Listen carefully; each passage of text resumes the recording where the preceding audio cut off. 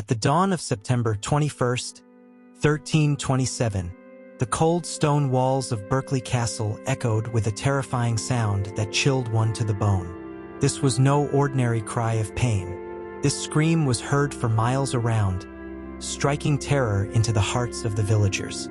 Some thought demons had stormed the castle. Others believed the gates of hell had opened. But no, there were no devils that night. There was a reality far more horrifying. King Edward II of England, deposed by his own people and captured through his own wife's betrayal, was being murdered by an act of inhuman torture.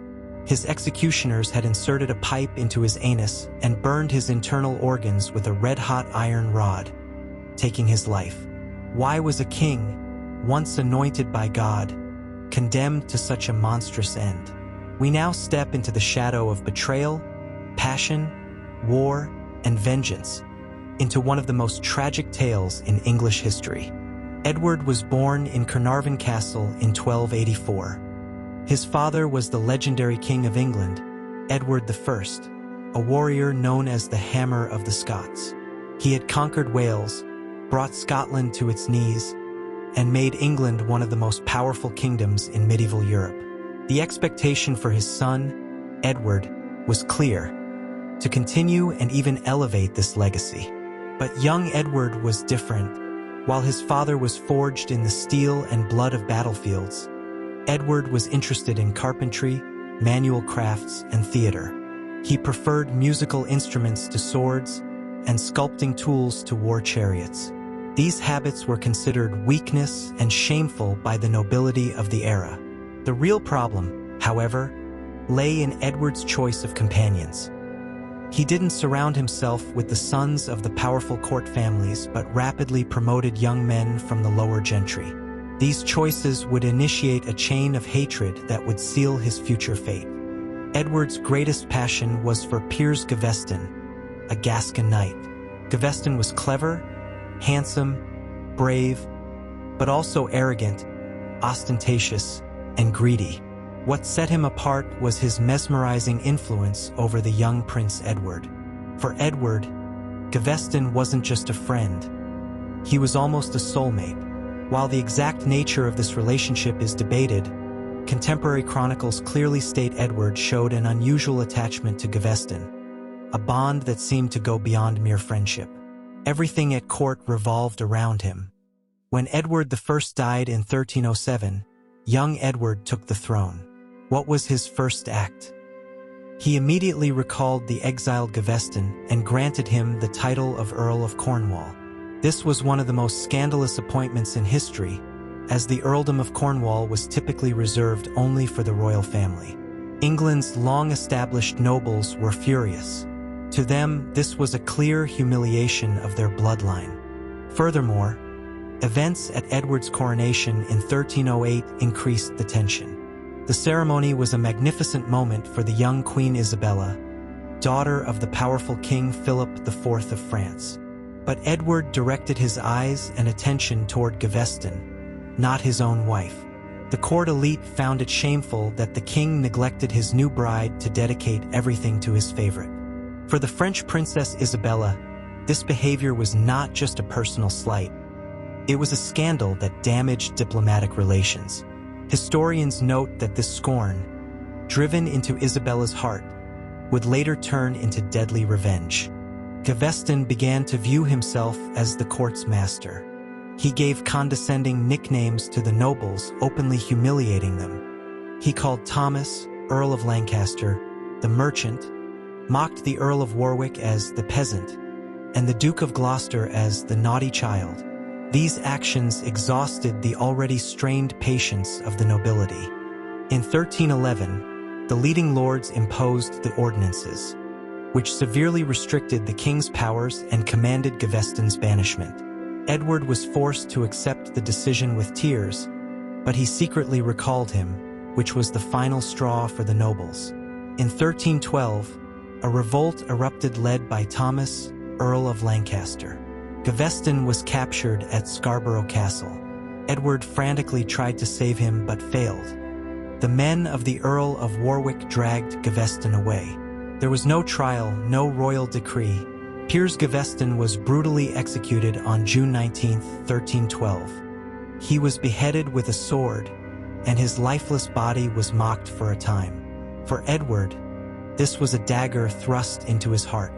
The English nobles had proven they could kill his closest friend with impunity, right before his eyes. This event was the turning point that shaped the rest of Edward II's reign. After Gaveston's death, Edward turned to Scotland to regain his authority.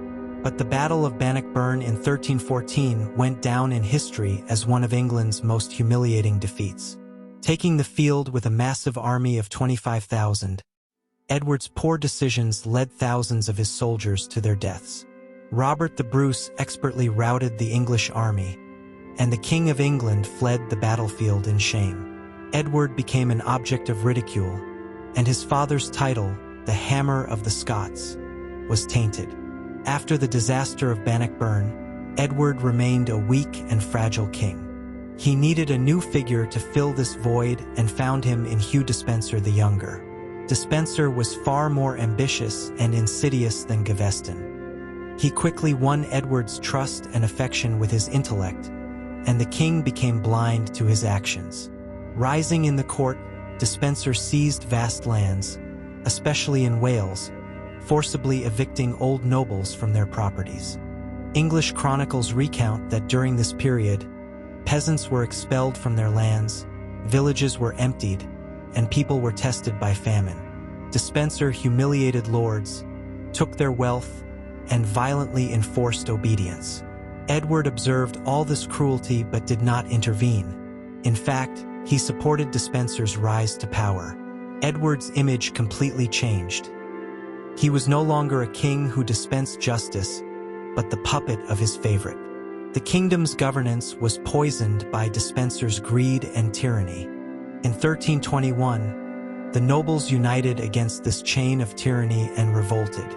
Edward responded with an army and brutally crushed the rebellion. Despenser's tyranny clearly demonstrated Edward's political helplessness. Edward no longer had true authority. He was merely Despenser's puppet, and this laid the fundamental groundwork for his tragic end, setting the stage for the future plans of Isabella and Roger Mortimer.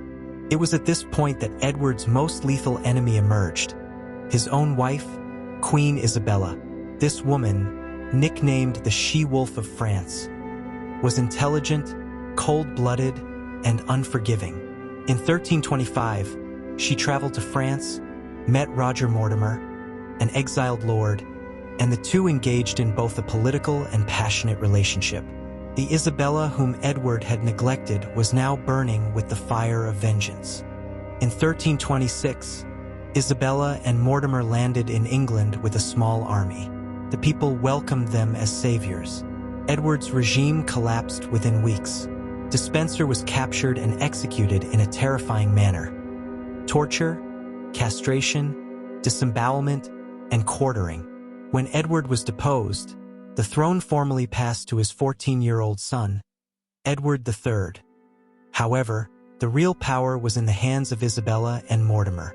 Edward II lived as a de facto prisoner in the shadow of the new regime. The stone castles of England became the scenes of Edward's imprisonment, with Berkeley Castle turning into the dreadful arena where he would spend his last days.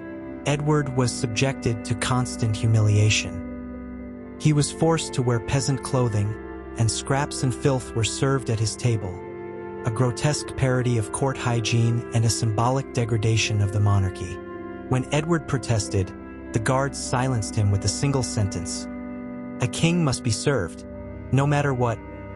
This phrase both completely reversed Edward's role and painted a portrait of a king reduced to servitude. Yet, Edward showed surprising resilience. His royal identity still resisted the physical and psychological torture aimed at breaking his spirit. Historians define this period not just as the physical confinement of a king, but as the systematic destruction of power, honor, and symbolic values, the symbolic execution of his royal identity and national authority.